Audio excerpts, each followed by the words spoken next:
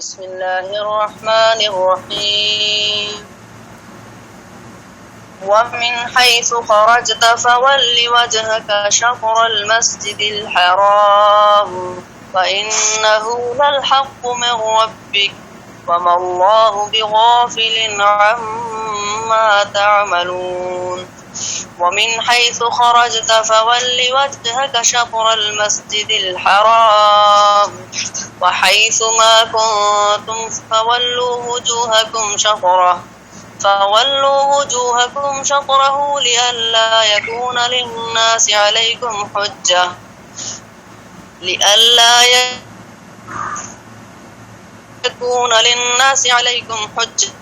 إلا الذين ظلموا منهم فلا تخشوهم واخشوني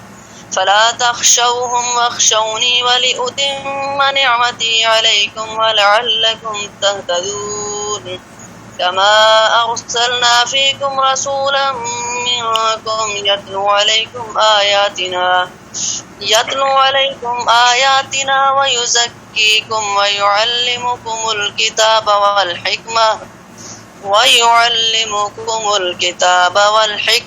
ويعلمكم ما لم تكونوا تعلمون فاذكروني أذكركم واشكروا لي ولا تكفرون يا أيها الذين آمنوا استعينوا بالصبر والصلاة إن الله مع الصابرين.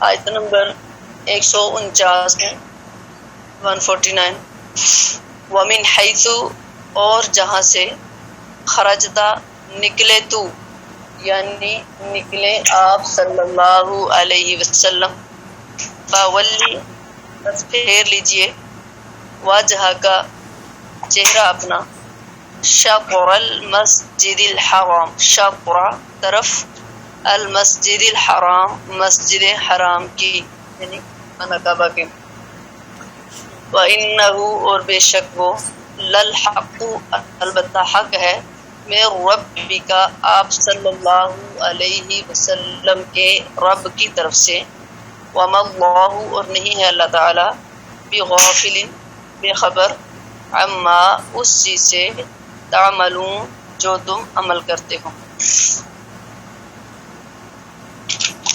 اس آیت میں اللہ رب العالمین فرماتے ہیں کہ آپ جہاں سے نکلے یعنی جہاں بھی ہوں سفر میں ہوں اپنا منہ مسجد حرام کی طرف کر لیں یہی بات حق ہے. وَإِنَّهُ لَلْحَقُّ مِن رَبِّكَ یہی بات حق ہے تیرے والد کی طرف سے اور اللہ تعالیٰ تمہارے کاموں سے غافل نہیں ہے. یہودیوں کے بے در پہ اعتراضات کی ہمیں کوئی پرواہ نہیں کرنی چاہیے. یہ اللہ تعالیٰ تیسری مرتبہ حکم دے رہے ہیں کہ روئے زمین کے مسلمانوں کو نماز کے وقت مسجد حرام کی طرف منہ کرنا چاہیے. اور یہاں پر 3 مرتبہ تاکید اس لیے کی گئی کہ یہ تبدیلی کا حکم پہلی بار واقع ہوا تھا یعنی سب سے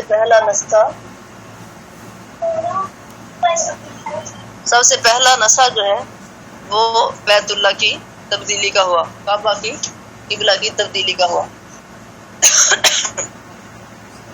اللہ تعالیٰ نے بار بار تاکید کے ساتھ کہہ رہے ہیں کبھی مسلمانوں کو کبھی نبی صلی اللہ علیہ وسلم کو کہ آپ جو ہیں خانہ کعبہ کی طرف منہ کریں. اب فخر الدین رازی رحمۃ اللہ علیہ نے اس کی وجہ یہ بیان کی ہے کہ یہ پہلا حکم تو ان کے لیے ہے جو کعبہ کو دیکھ رہے ہیں اور دوسرا حکم ان کے لیے ہے جو مکہ میں ہیں لیکن کعبہ ان کے سامنے نہیں ہے. تیسری بار انہیں حکم دیا جو مکہ کے باہر روئے زمین پر ہیں. تو علامہ قرطبی رحمۃ اللہ علیہ نے ایک توجیہ یہ بھی بیان فرمائی ہے کہ پہلا حکم مکہ والوں کا ہے دوسرا اور شہر والوں کو اور تیسرا مسافروں. تو بہرحال اللہ تعالیٰ نے اس کا حکم دیا کہ بیت اللہ کی طرف منہ کر کے نماز پڑھے. پہلے حکم میں تو نبی صلی اللہ علیہ وسلم کی طلب کا اور پھر اس کی مقبولیت کا ذکر ہے یعنی نبی صلی اللہ علیہ وسلم کی چاہت ہی ہوتی تھی آپ بار بار آسمانوں کی طرف نظر اٹھاتے اور خواہش یہ رکھتے تھے کہ اللہ تعالیٰ کعبۃ اللہ کو قبلہ بنا دے۔ اور دوسرے حکم میں اس بات کا بیان ہے کہ حضور صلی اللہ علیہ وسلم کی چاہت بھی ہماری چاہت کے مطابق تھی، اور امر حق بھی یہی ہے، جس طرح اللہ فرماتے ہیں وَإِنَّهُ لَلْحَقُّ مِن رَبِّكَ، یہ کعبہ کا قبلہ ہونا تیرے رب کی طرف سے حق ہے۔ تو امر حق بھی یہی ہے۔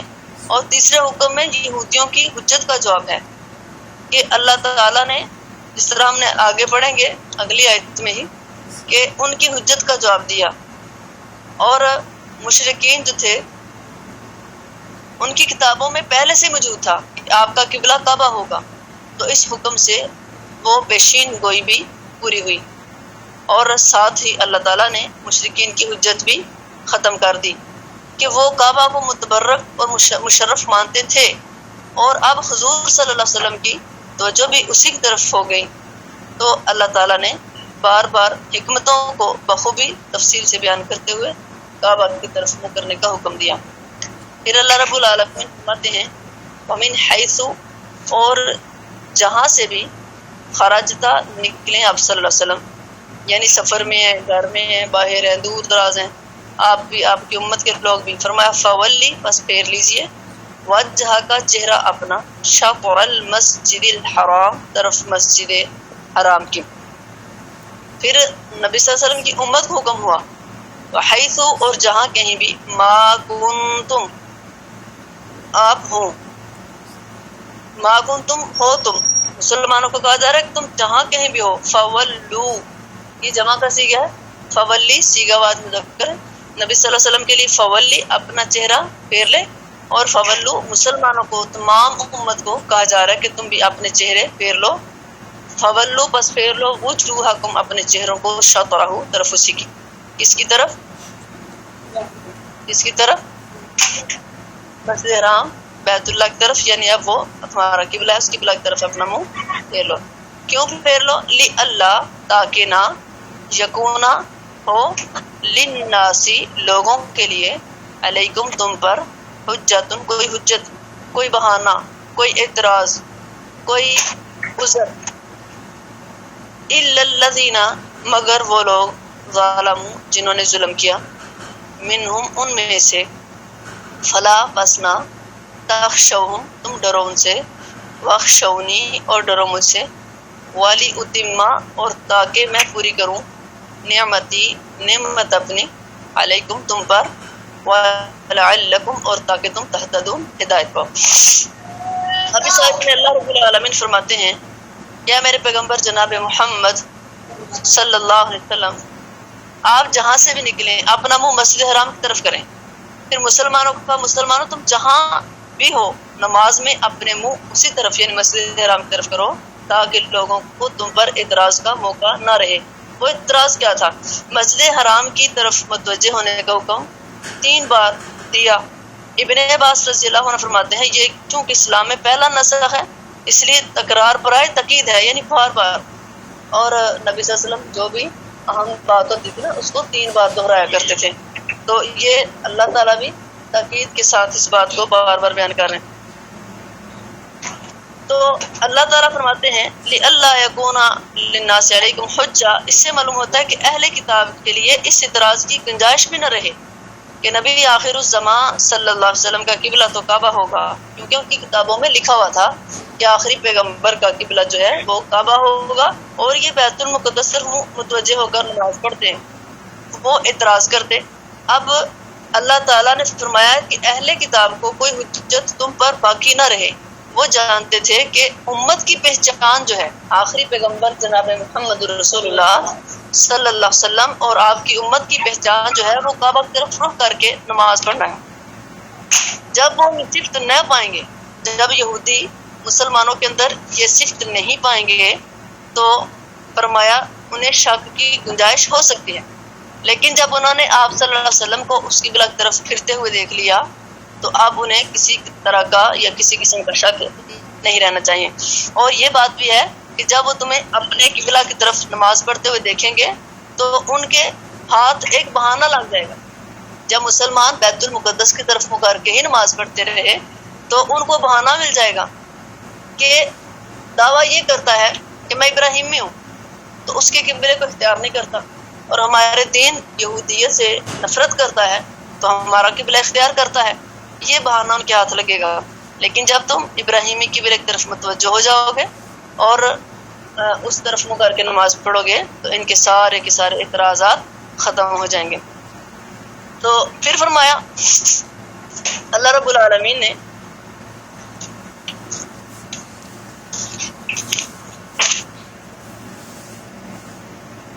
ظالم ہیں، جو ان میں ظالم ہیں وہ تو باتیں کرتے ہی رہیں گے، وہ اعتراض کرتے رہیں گے، یعنی یہ جو منافقین ہیں، مشرک ہیں، یہودی ہیں، یہ اعتراضات کرتے ہی رہیں گے۔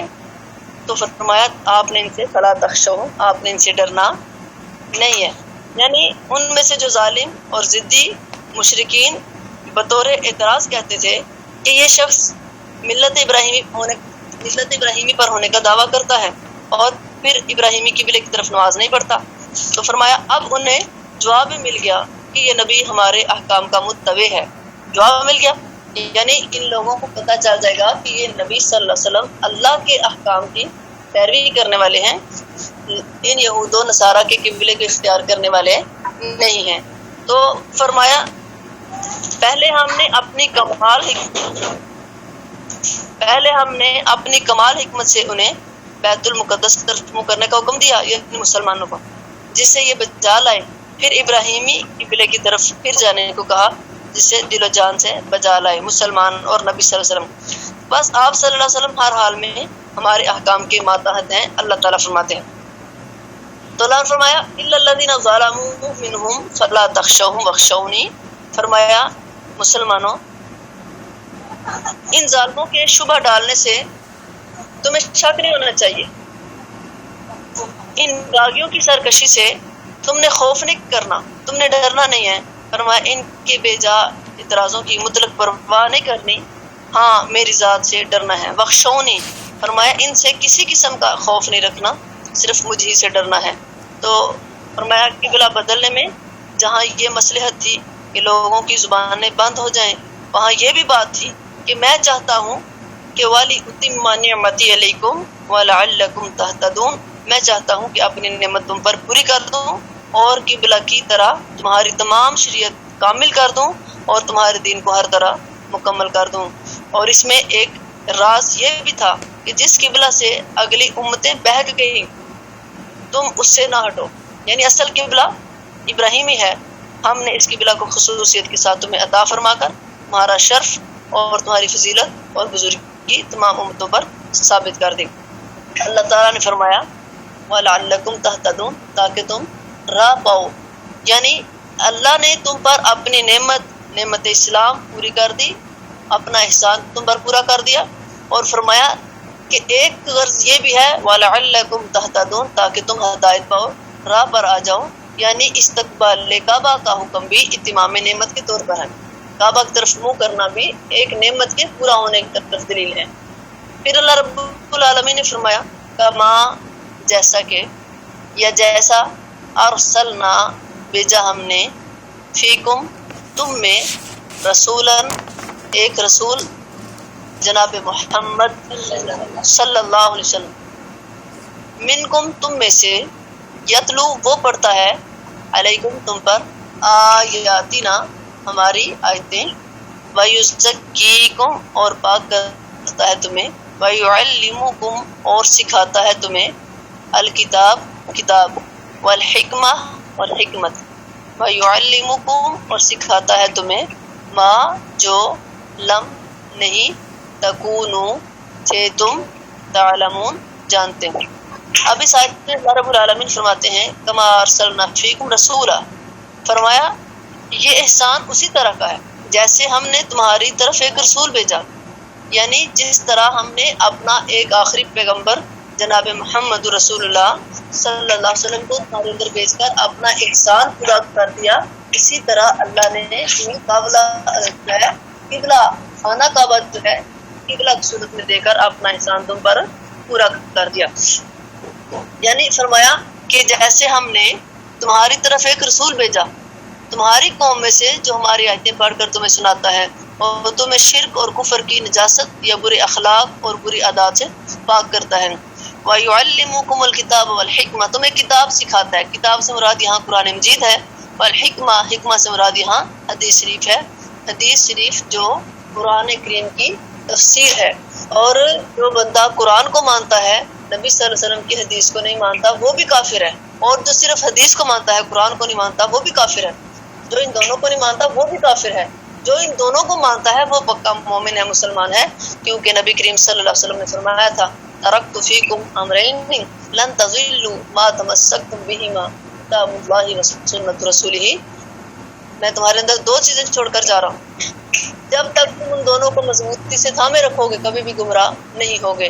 فرمایا ایک اللہ کا قرآن ہے، اللہ کی کتاب، اور دوسری اس کے رسول کی سنت، یعنی نبی صلی اللہ علیہ وسلم کی حدیث۔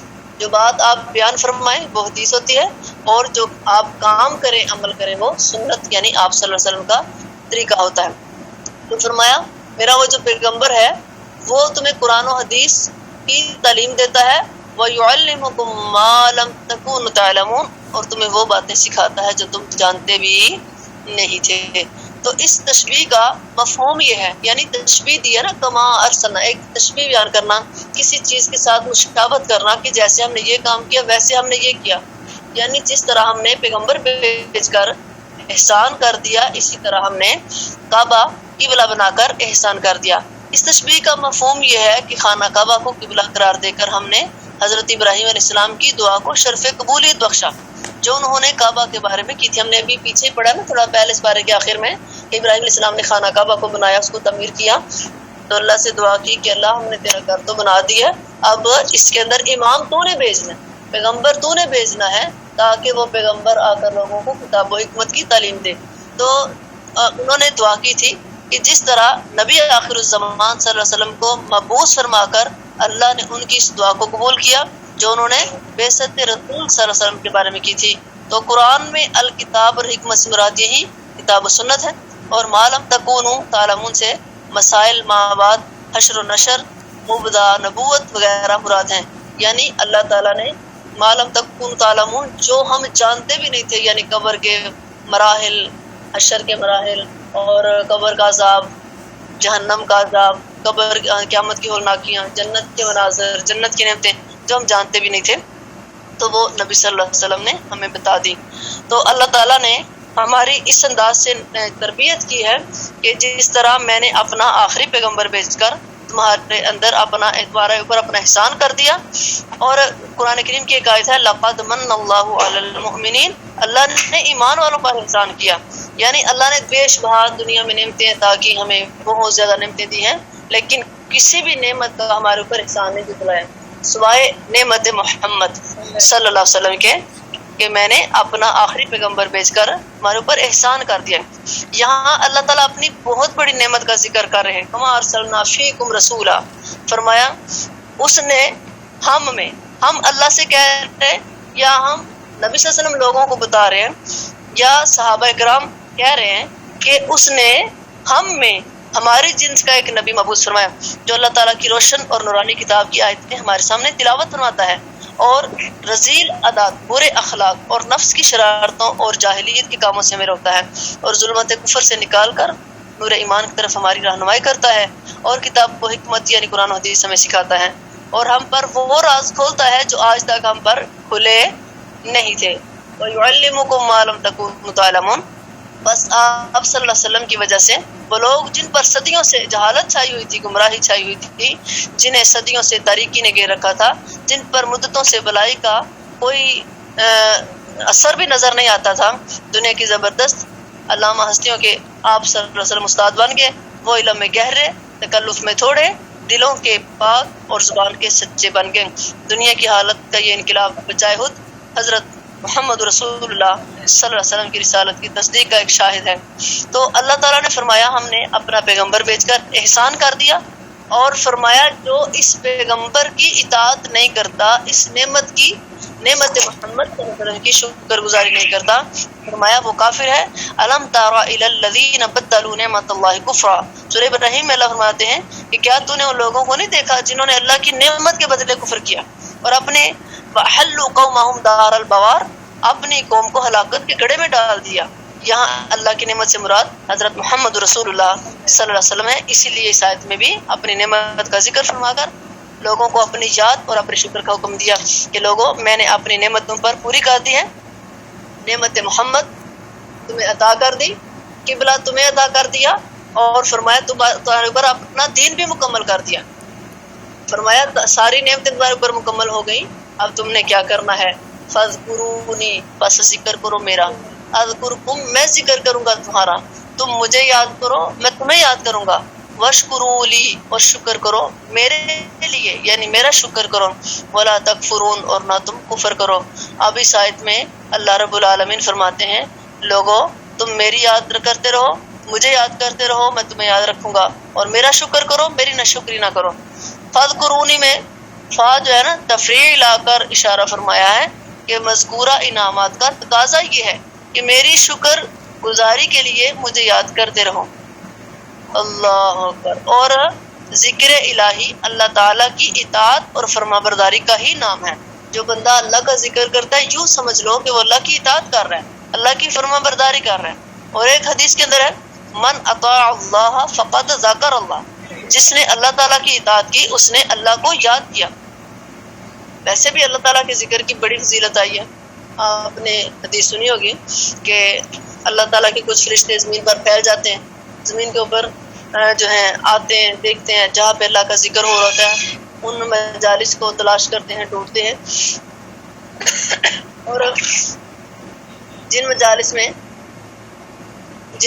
میں اللہ کا ذکر ہو رہا ہوتا ہے تو فرشتے سارے فرشتوں کو پکارتے ہیں کیا ہو، ہم جس مقصد کے لیے زمین پہ آئے تھے وہ مقصد حاصل ہو گیا ہے، اب اللہ کا ذکر جہاں ہو رہا تھا وہاں سارے فرشتے آ جاتے ہیں، وہاں اللہ کی رحمتیں نازل ہوتی ہیں، تسکین نازل ہوتی ہے، اور فرشتے ان کو ڈھانپ لیتے ہیں، اور جب وہ اللہ کے پاس جاتے ہیں تو اللہ پوچھتے ہیں میرے بندوں کو کس حال میں چھوڑ کر آئے، کیسا ان کو پایا؟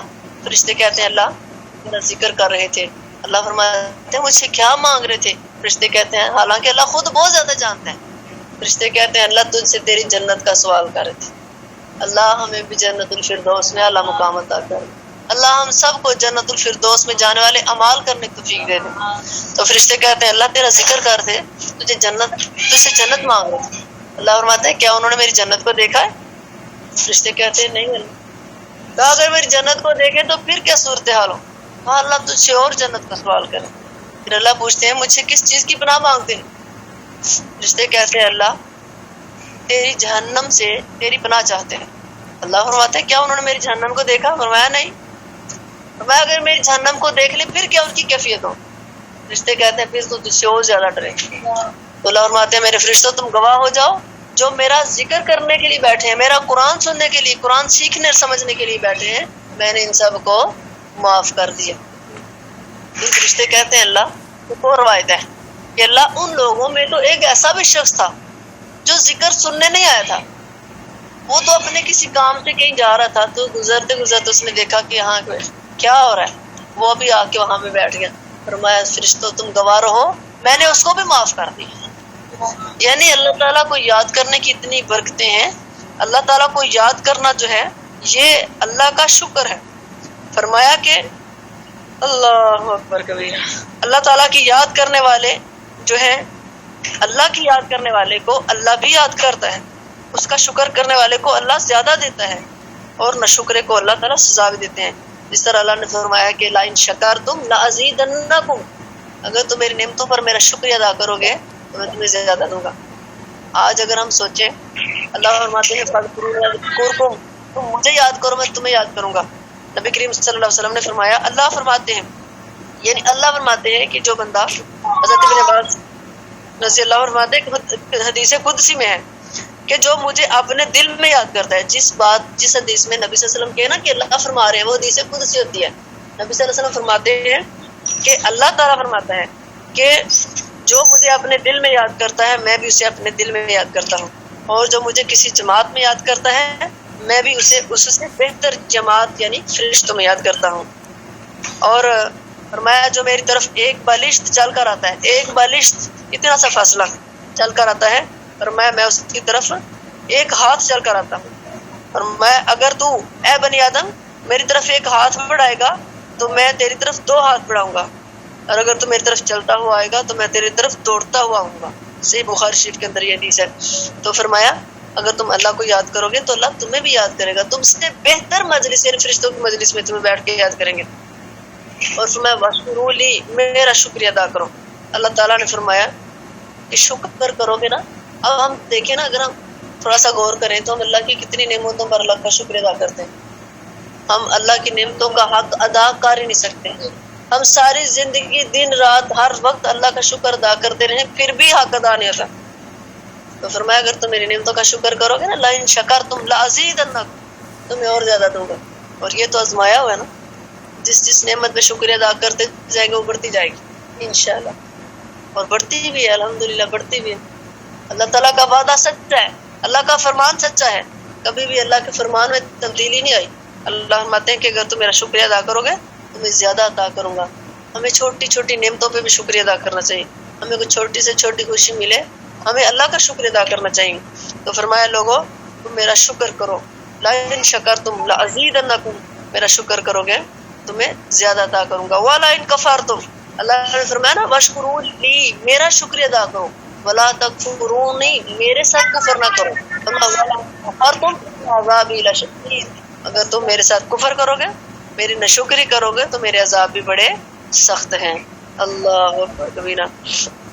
اور مسند احمد میں حدیث ہے, عمران بن حسین رضی اللہ عنہ ایک مرتبہ بڑا اچھا بڑا قیمتی کھلا پہنے ہوئے سوٹ جوڑا, اور فرمایا کہ اللہ تعالیٰ جب کسی پر انعام کرتا ہے نا تو اس پر اس کا اثر بھی دیکھنا چاہتا ہے. اب یہ نہیں کہ اللہ نے ہمیں نعمتیں دی ہیں تو ہم ان نعمتوں کو سنبھال کے رکھیں یا ان کو الگ الگ رکھیں, ان نعمتوں سے ہمیں فائدہ اٹھانا چاہیے. صحابہ کرام نے پوچھا اللہ کے نبی صلی اللہ علیہ وسلم کے سامنے آئے, کہتے ہیں کہ کیا یہ بھی تکبر ہے, غرور ہے کہ ایک انسان چاہتا ہے میرا جوتا اچھا ہو, میرا لباس اچھا ہو؟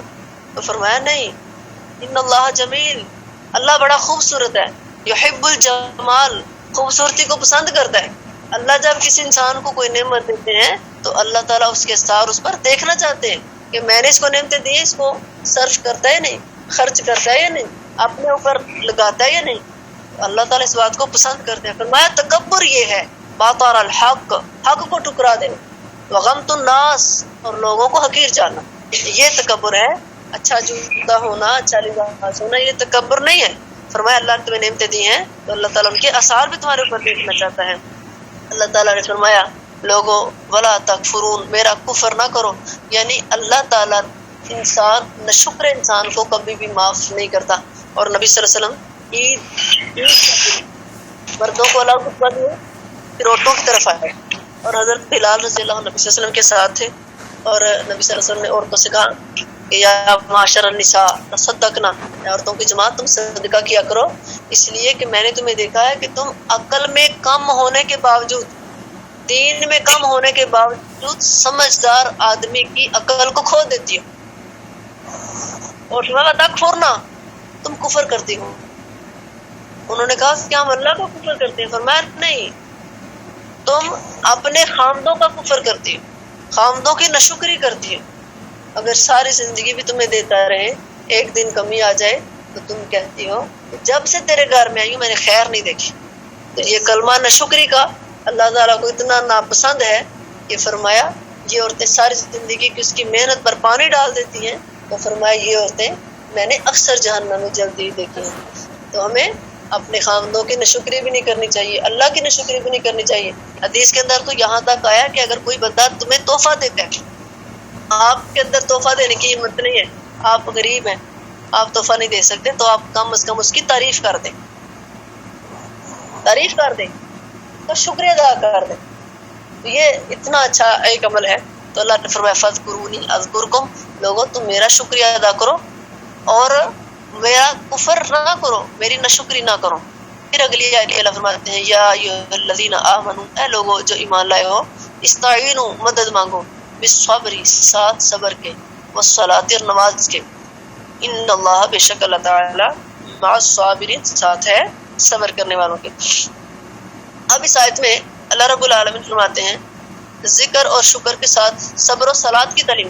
पहले हमने पढ़ा फ़ज़कुरूनी, लोगों मेरा जिक्र करो, अज़कुरकुम मैं तुम्हारा जिक्र करूंगा। फिर अल्लाह ने शुक्र की तलकीन की कि शुक्र भी करना। अब उसके बाद सब्र और सलात यानी सब्र करने और नमाज पढ़ने की तलकीन की। अहकाम शरीयत पर अमल करने में जो दुश्वारियां पेश आती हैं और मसाइब बर्दाश्त करने पड़ते हैं, सब्र और सलात पर दवाम यानी सब्र और सलात पर हमेशा उन मुश्किलात का मुकाबला करने के लिए बेहतरीन मुआविन है, मददगार है। हदीस में है कि मोमिन के लिए हर हाल में बेहतरी है। तकलीफ की हालत में सब्र करता है, खुशहाली में शुक्रिया अदा करता है। सब्र और नमाज मदद मांगने के बेहतरीन वसीले हैं। शुक्र के बाद सब्र का बयान हो रहा है और साथ ही नमाज का जिक्र करके इन बड़े नेक कामों को जरिया निजात बनाने का हुक्म हो रहा है। जाहिर बात है कि इंसान या तो अच्छी हालत में होगा तो ये मौका तशक्कुर है यानी शुक्र का मौका है, या अगर बुरी हालत में होगा तो ये मौका सब्र का है। तो हदीस में इसीलिए है ना कि मोमिन की मिसाल ऐसे है जिस तरह एक खुले मैदान में एक पर पड़ा हुआ है, किसी परिंदे का पर है खुले मैदान में, हवाएं आती हैं उसको उड़ा के कभी उधर ले जाती हैं, हवाएं आती हैं उड़ा के कभी इधर ले आती हैं। फरमाया इसी तरह दुनिया में इंसान के ऊपर कभी आजमाइशें, कभी दुख, कभी गम, परेशानियां, कभी खुशियां आते ही रहते हैं। तो फरमाया मोमिन का मामला जो है, जो मोमिन है हर हाल में मजबूत रहता है। और अच्छी हालत मोमिन की यही है कि हर काम में उसके लिए सरासर भलाई है और उसे राहत मिलती है, खुशी मिलती है, नेमत मिलती है तो अल्लाह का शुक्रिया अदा करता है तो अजर पाता है। अगर कोई रंज पहुंचता है, गम पहुंचता है, मुसीबत पहुंचती है तो सब्र करता है फिर भी अजर पाता है। और अल्लाह ने फरमाया इन्नमा सब्रु इंद सदमतिल ऊला, असल सब्र तो सदमा पहुंचते ही है, मुसीबत पहुंचते ही सब्र है। मुसीबत पहुंचते जिसने सब्र किया वो असल सब्र है। और फरमाया उसका बदला अल्लाह ने जन्नत के अलावा कुछ और नहीं रखा। जो बंदा सब्र करता है अल्लाह उसको जन्नत का दाखिला अता करते हैं। तो अल्लाह ताला ने जो फरमाया ना वस्ताईनु बिस्सब्रि वस्सलाह, ये पहले इस बारे में इस अंदाज से है कि व इन्नहा लकबीरतुन इल्ला अलल खाशिईन, और मैं सब्र और सलात के साथ इस्ताअनत चाहो, मदद मांगो। और हदीस के अंदर आता है ना कि जब तुम्हें कोई मुश्किल पेश आए, नबी सल्लल्लाहु अलैहि वसल्लम ने फरमाया अपने चचा के बेटे अब्दुल्लाह बिन अब्बास से वाइदस्तानता फस्ताइन बिल्लाह, जब मदद मांगनी है तो किससे मांगनी है? अल्लाह से मांगनी है, किसी और से मदद नहीं मांगनी। आज लोगों ने औरों को वसीला बना लिया, या अली मदद, या गौसे आजम, या फला, जो असल देने वाला है उसको भूल ही चुके। आज अपने अकीदे की इस्लाह कर लें। अगर हमारे अकीदे में जितने मर्जी गुनाह होंगे माफ कर सकता है, अगर हमारे अकीदे में खलल आएगा, अकीदा दुरुस्त नहीं होगा तो हमें कभी भी माफ़ी नहीं मिलेगी। आज अपनी फिक्र कर लें, अगर आखिरत संवारनी है तो अपने अकायद को ठीक करें कि अल्लाह ताला ही मदद करने वाले हैं, कामिल मुआविन अल्लाह है। तो फरमाया सहाबा इकराम तो ऐसे थे कि जब उनको कोई पता चलता ना हमारे ऊपर मुसीबत आ गई है तो सबसे पहले वुजू करते, नमाज की तरफ लपकते। इसी तरह नबी सल्लल्लाहु अलैहि वसल्लम भी कोई गम होता या कोई काम आप ससन को गम में डालता तो आप नमाज शुरू कर देते। तो सब्र करना चाहिए, अल्लाह का शुक्र अदा करना चाहिए। और सब्र की 3 किस्में ये इंशाल्लाह हम कल पढ़ेंगे, क्योंकि अगला सबक भी हमारा सब्र के साथ ताल्लुक़ रखता है। अल्लाह ताला से दुआ है अल्लाह ताला हम सब को हर किस्म के नुकसानात से, हर किस्म के आज़माइशों, बीमारियों, परेशानियों, मुसीबत से बचा के रखे। अल्लाह हम सब को अपनी नेमतों पर शुक्र करने की तौफीक अता फरमाए। आमीन। अस्सलामु अलैकुम व रहमतुल्लाहि व बरकातुहू।